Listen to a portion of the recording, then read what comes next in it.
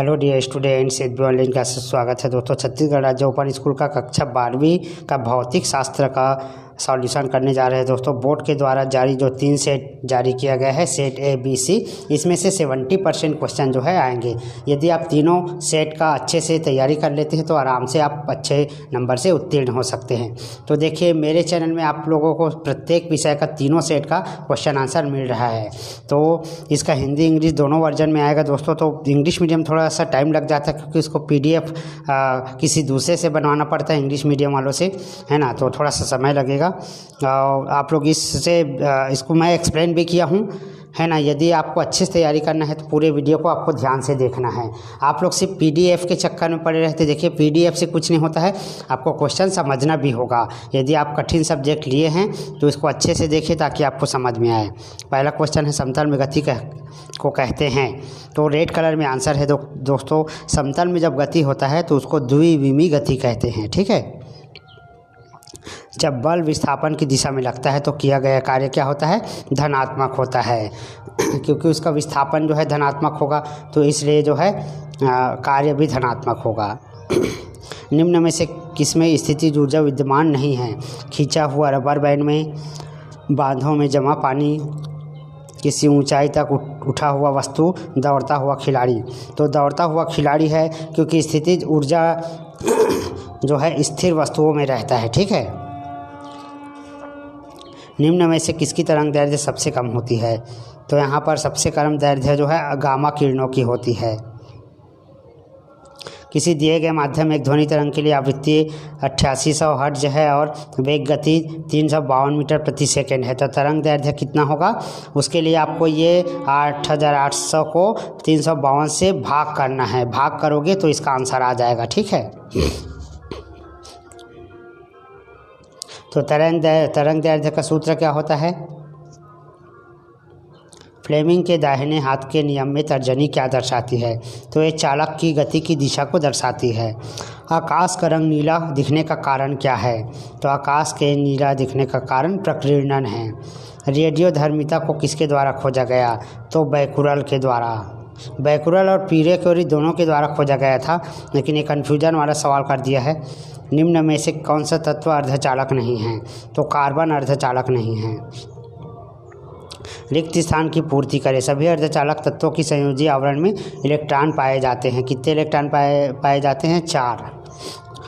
Rutherford के प्रकीर्णन के अंतर्गत लक्ष्य टारगेट की बमबारी की जाती है अल्फा। खाली स्थान रंग का तरंग दैर्ध्य सबसे कम होता है बैगनी।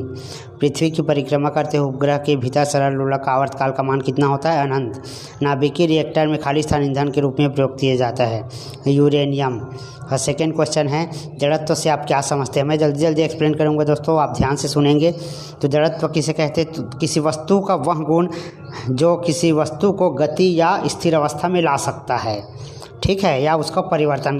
कोई वस्तु स्थिर है तो जब वो गति में आ सकता है, या कोई गतिशील है तो स्थिर अवस्था में आ सकता है। जड़त्व यानी रोकने का प्रयास करना, ठीक है। प्रत्यास्थता की सीमा से आप क्या समझते हैं? तो विरूपक बल के परिणाम की वह सीमा जिससे कम बल लगाने पर पदार्थ में प्रत्यास्थता का गुण बना रहता है, इसे अपन इसका सीमा कहते हैं। बर्फ़ की सिल्ली को बुरादे से क्यों ढकते हैं? बर्फ़ की सिल्ली को बुरादे से पैक किया जाता है क्योंकि यह बर्फ़ को पिघलने से रोकता है, क्योंकि बाहर का जो गर्मी है वो अंदर नहीं आ सकती है, ठीक है। किसी चालक की प्रतिरोधकता से आप क्या समझते हैं? तो यह पदार्थ का ऐसा गुण होता है जो विद्युत धारा के प्रवाह का विरोध करता है। इस गुण को हम प्रतिरोधकता कहते हैं। इसका SI मात्रक ओम मीटर है। संधि डायोड क्या है? ठीक है, तो ये तो आपको पढ़ना पड़ेगा, रटना पड़ेगा, इसको नोट कर लीजिएगा। ऊर्जा बैंड से आप क्या समझते हैं? जब परमाणु दूसरे परमाणु के संपर्क में आता है तो अन्योन्य क्रिया के कारण प्रत्येक ऊर्जा स्तर में विभाजित हो जाता है, इसे अपन ऊर्जा बैंड कहते हैं। तरल दाब से आप क्या समझते हैं? किसी पात्र में रखे तरल द्वारा पानी की दीवारें कर एकांक क्षेत्रफल में जो दाब लगाया जाता है उसे अपन तरल दाब कहते हैं। इसका सूत्र भी है। श्यानता किसे कहते हैं? है ना। तो श्यानता एक द्रव का एक ऐसा गुण होता है जिसके बदौलत द्रव अपनी विभिन्न परतों के बीच के सापेक्ष गति का विरोध करता है, ठीक है। तो इसे अपन श्यानता कहते हैं। ऊष्मा संचरण के विधियों के नाम लिखिए। ऊष्मा के एक स्थान से दूसरे स्थान तक ऊष्मा को संचरण कहते हैं। इसके 3 विधियाँ हैं, चालन, संवहन, विकिरण। तरंग के अध्यारोपण का सिद्धांत क्या है? तो तरंगों के अध्यारोपण का सिद्धांत, जब 2 या 2 से अधिक तरंगे एक ही समय पर समान समय माध्यम में गति करते हैं तो एक दूसरे को बिना विचलित किए, बिना एक दूसरे से होकर गुजर जाते हैं। ठीक है, जिसे हम अध्यारोपण का सिद्धांत कहते हैं। अर्धचालक क्या होते हैं? सेमी कंडक्टर उन पदार्थों को कहते हैं जिनकी विद्युत चालकता जैसे तांबा से कम किंतु चालक से अधिक होती है। जल के भीतर वायु का बुलबुला कैसा व्यवहार करता है, जिसको नोट कर लीजिएगा। प्रश्न 14 है, एक समान गति क्या है? इसकी 3 विशेषता लिखिए। जब कोई वस्तु समान समय अंतराल में समान गति करता है तो उसे हम एक समान गति कहते हैं। जैसे गति का स्थिर होना चाहिए, वस्तु समान अंतराल में समान दूरी तय करना चाहिए। घर्षण से होने वाले 2 लाभ और 2 हानि। तो घर्षण के द्वारा दोस्तों हम चल फिर सकते हैं ज़मीन पर, है ना, सभी जीव जंतु चलते हैं, इससे ये लाभ होता है।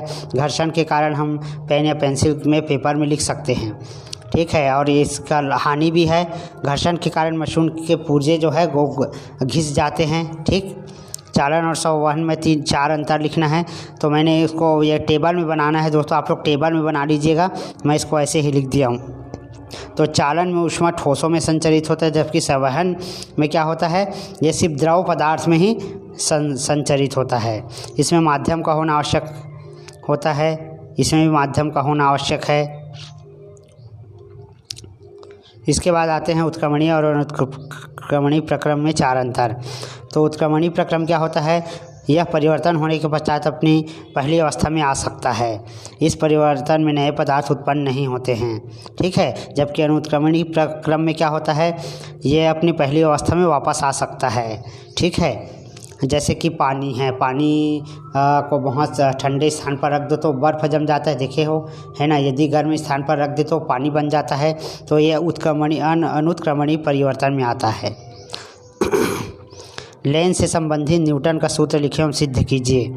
तो यदि लेंस के प्रथम फोकस से वस्तु की ये थोड़ा लंबा सवाल है दोस्तों, थोड़ा आपको पढ़ना भी होगा अपने से।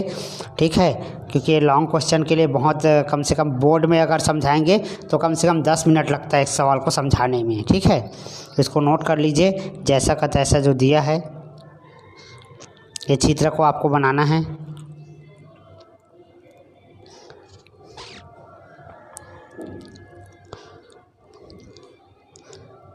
इसमें गणितीय फार्मूला लगा है, वो क्लास 10 का है ना, समरूप त्रिभुज का फार्मूला लगा है।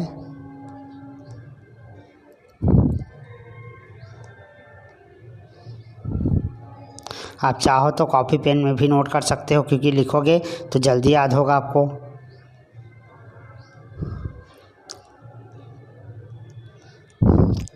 इसके बाद सिद्ध करना है, किसी गोली अपवर्तक पृष्ठ के लिए सिद्ध कीजिए μ-1/r = μ/v-1/u। ठीक है, तो ये इसको गाइड से जो है मैंने यहाँ पर लगा दिया है, गाइड का है ये, आपके नवबोध में मिल जाएगा, नवबोध या प्रबोध में। तो ऐसा एक चित्र बना लेना है, इसको सिद्ध करना है दोस्तों।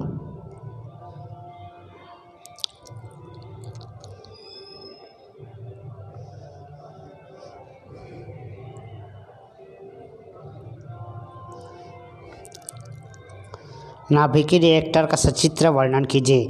यदि आप चाहो तो मैं फिजिक्स को अलग से बोर्ड में आपके लिए वीडियो बना सकता हूं। यदि किसी को अच्छे से समझना हो फिजिक्स या केमिस्ट्री के सवालों को तो आप लोग कमेंट ज़रूर करिएगा, जो नहीं समझ आएगा उन सवालों को मैं एक अलग वीडियो बना दूंगा। अभी क्या है, आपको क्वेश्चन दिखाना भी है। अगर मैं इसको समझाऊँगा तो पूरे सवाल को समझाने में कम से कम 1 से 1.5 घंटा लगेगा, है ना। नाभिकीय रिएक्टर का वर्णन करना है, इसको आप लोग अच्छे से पढ़ लीजिएगा और वर्णन करना है ना। ये सवाल न्यूमेरिकल सवाल नहीं है, आपको बढ़िया से याद कर लेना है। शीतलक होता है नाभिकीय खंडन में, परीक्षक या कवच होता है ना। यहाँ पर इस चित्र को बना लेना है दोस्तों। ठीक, स्क्रीनशॉट करके रख लीजिए, चित्र को आप बना लेना पेंसिल से। इसके बाद अर्धवायुकाल किसे कहते हैं, इसका व्यंजक ज्ञात कीजिए। तो ये है, थोड़ा लंबा सवाल है ना, इसको भी आपको समझना पड़ेगा थोड़ा। यदि आप पढ़ाई किए होंगे तो आपको समझ आ जाएगा आसानी से, क्योंकि आपको क्वेश्चन जानना ज़रूरी है, कौन सा क्वेश्चन ज़्यादा इम्पोर्टेंट है आपके लिए इस साल। है ना, क्योंकि ये सारे प्रश्न आने हैं दोस्तों, है ना। आप लोग अच्छे से पढ़ाई कर लेना।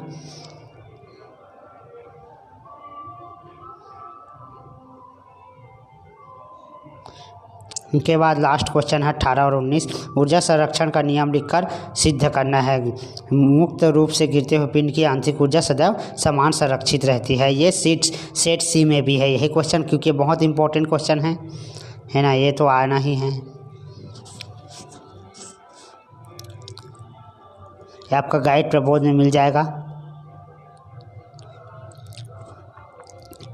इसमें गतिगत रीति समीकरण का उपयोग करना है। इसको मैं समझा सकता हूँ, है ना, आपको पहले ही बताया मैं, लेकिन समय अभाव के कारण। माना पृथ्वी की ऊंचाई इससे जी के मान में क्या परिवर्तन होगा, सूत्र की स्थापना करिए।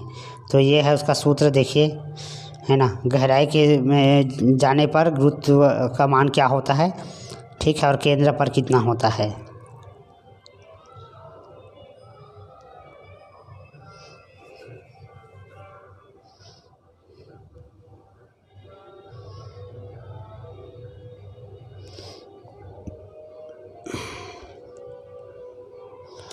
इसके बाद प्रश्न 19, एम्पियर का परिपथी नियम लिखिए एवं सिद्ध कीजिए।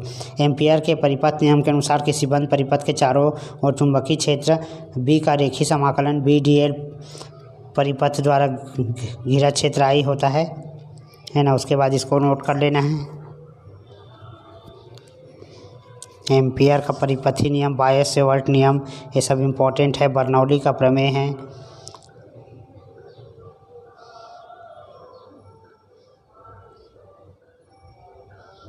इसके बाद लॉरेंज बल क्या है, इसके अधिकतम तथा न्यूनतम होने की शर्त बताइए।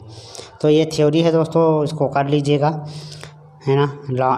लॉरेंज बल क्या होता है, चुंबकीय क्षेत्र में गतिमान आवेश पर लगने वाले बल को लॉरेंज बल कहते हैं। इसका व्यंजक यहाँ से स्टार्ट है, देख लीजिए।